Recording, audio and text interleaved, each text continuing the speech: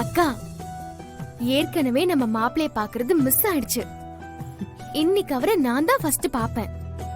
என் அக்கா அழகுக்கு அவர் ஓகேவா இல்லையான்னு நான் தான் பார்த்து சொல்லுவேன்.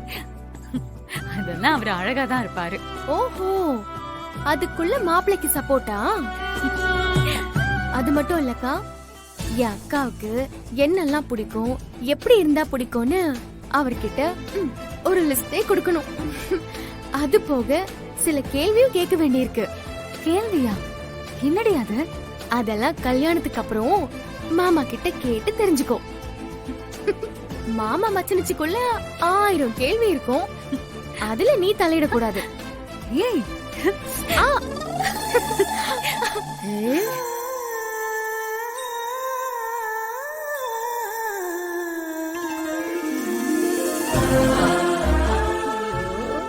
தங்கம் என் கண்ணே பற்று போல இருக்கு. ரொம்ப அழகா இருக்குடி. என்னடி உங்க அக்காவை பொண்ணு பார்க்கத்தான் வராங்க. என்னமோ கல்யாணத்துக்கே ரெடி பண்ற மாதிரி அலங்கரிச்சு வச்சிருக்க. என் அக்கா இன்னில இருந்தே கல்யாண பொண்ணுதான்.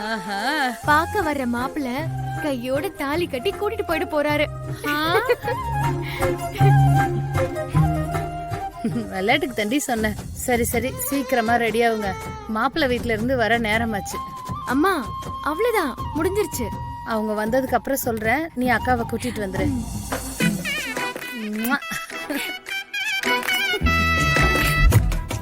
சரி, என்ன நீ ரெடி பண்ணது போதும்.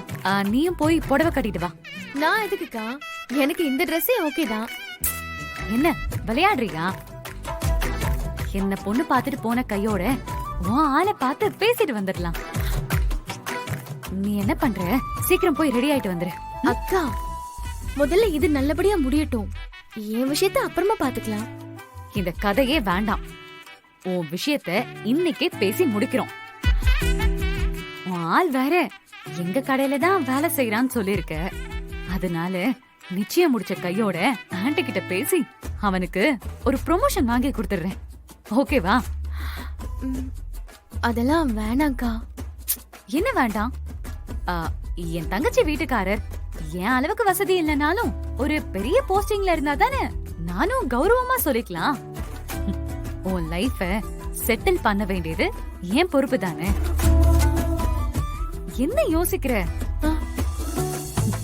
நீ இப்பவே போய் ரெடி ஆகு போ. வேணாம்க்கா, இத பத்தி அப்புறமா பேசிக்கலாமா? நான் சொல்றத நீ கேளு.